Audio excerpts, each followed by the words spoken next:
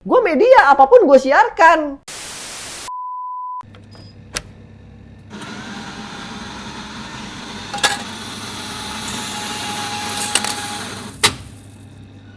Oke guys, balik lagi bersama gue, Michael, raja terakhir dari Isekai di Coffee Shop Talk. Jadi kalau lu tahu, beberapa hari lalu gue sempat bikin polling di Instagram yang menyatakan kalau apakah gue harus meneruskan konten gue yang ngebahas drama di dunia permainan Indonesia. Karena baik kita sukai atau tidak, khususnya seminggu terakhir ini lagi banyak banget drama yang terjadi di dunia pop culture atau di dunia jualan atau dagang mainan di Indonesia. Ada A, B, C, D, dan segala macamnya lah. Nah, gue sebenarnya menghindari bikin konten-konten drama-drama seperti ini. Tapi banyak banget yang masuk, banyak banget yang PM, banyak banget yang WA untuk gue bahas. Nah, karena itu menjadi sebuah pergelutan dalam diri gue, akhirnya gue balikinlah ke kalian melalui Instagram dengan sebuah polling. Apakah gue bikin konten ini atau tidak? Dan pemenangnya memang jauh banget yang bilang jalan. Jauh banget yang bilang gas. Jauh banget yang bilang terusin bikin konten dramanya.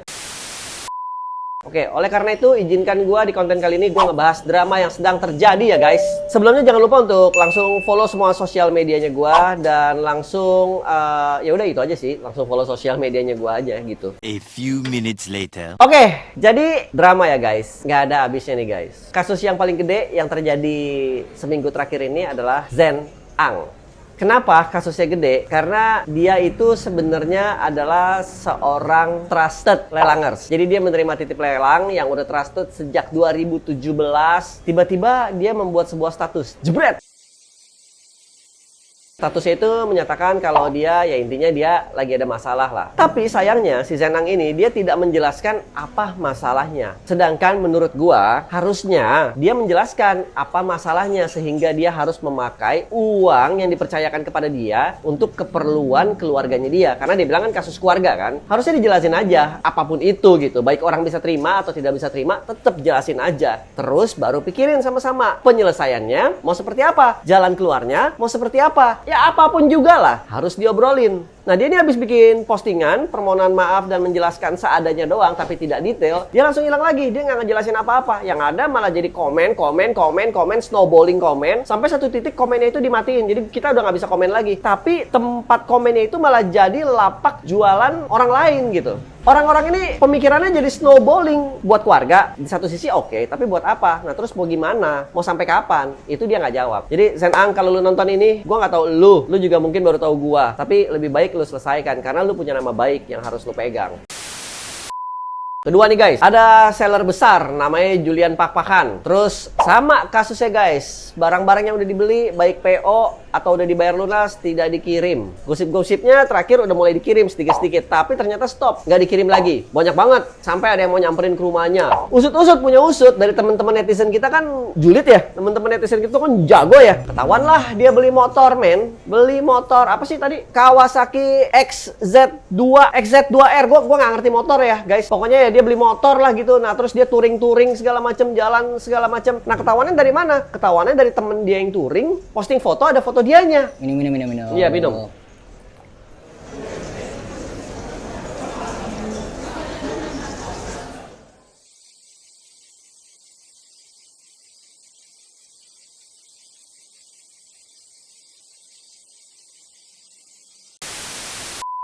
Sama nih, menurut gua, jika punya masalah, solusi paling benar pertama yang harus dilakukan. Nih, pertama nih, komunikasi. Gue juga pernah punya masalah, tapi gue selesaikan. Caranya gimana? Ya gue komunikasi, gue nego. Gue nggak bisa nih begini nih, gue harus begini nih. Gue boleh nggak begini dulu baru begini? Gue ada keperluan juga nih, ini nih. Diobrolin, terlepas dari lawan bicara lu, terlepas dari lawan partner bisnis lu, terlepas dari kawan lu, bisa nerima apa enggak. Jalan keluarnya akan ada kalau lu bicara, tapi kalau lu diem aja, seperti ini, lu diem ya hilang, udah nggak bisa apa-apa.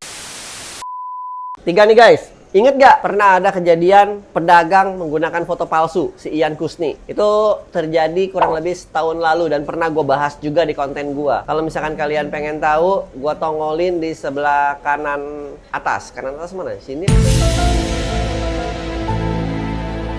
Nongol di sini ya guys ya, linknya. Silakan kalau mau tahu. Nah jadi dia tuh, ini sih bandit banget sih. Sekali lagi nih, bandit banget. Dia ngambil gambar dari YAJ, terus diposting ulang di Indonesia, dibilang tuh barang dia dan udah ready, terus dijual dengan harga yang murah. Terus kalau nggak dia ngambil barang dari YAJ, di Photoshop sama dia, di crop, dipakein close up mat-nya dia gitu, atau cutting mat-nya dia dengan background dia gitu ya. Terus diposting, terus dijual, dan itu banyak banget yang ketipu. Tapi itu memang niat nipu. Gua nggak bisa ngomong apa-apa, itu dari depan memang dia mau nipu. Jualan barang, terus dia kirim pakai Gojek, ternyata yang sampai nasi Padang. Pasti pernah inget deh, kasus ini soalnya sempet terjadi dan gede banget guys. Itu parah guys, itu nggak ada obat. Dan dia memang menurut gue memang niat nipu. Jadi nggak tahu ya, memang tukang tipu aja kali, memang niat nipu aja. Kebetulan tempat bermainnya adalah mainan gitu. Korbannya anak-anak mainan. Gue masuk yang keempat ya guys. Ingat gak? Sekitar 3 tahun ya? Atau udah mau 4 tahun ya? Gue lupa. Ada kasus Voltes 9,2 juta apa 9,4 juta? Namanya JKI. Nah, apa kabar tuh sekarang tuh? Udah mau jalan tahun keberapa tuh? Gue nggak tahu. Coba teman-teman yang tahu komen. Apa kabar tuh ya kan? Gimana kasusnya? Mau gimana sampai sekarang? Guys, gue udah nyebutin 4 kasus ya. Dari yang lagi hot-hotnya, dari yang agak sedikit telat, dari yang 2 yang kasus lama ya. Menurut kalian gimana? Penyelesaian terbaik menurut kalian harus seperti apa? Gue juga pengen denger komentar-komentar dari teman-teman semua. Mungkin gue salah, mungkin gue juga googlingnya nggak lengkap, mungkin juga gue dapat informasinya nggak lengkap. Kalau gue salah, gue mohon maaf. Tapi satu hal yang harus kalian tahu, gue di sini bicara sebagai media. Jadi gue tidak berat ke kiri, gue tidak berat ke kanan. Gue tidak membela kiri, tidak membela kanan. Gue hanya bisa berbicara semoga masalah ini cepat selesai. Dan jika gue menyinggung di antara 4 yang gue sebutkan di atas, silakan kontak gua langsung. Gua akan bilang dan gua akan buat permohonan maaf untuk kalian jika memang terbukti gua salah. Tapi jika tidak, buktikan kalian yang benar. Buktikan kalian tidak salah. Oke? Nah, sekarang gua mau masuk ke ranah kedua nih guys.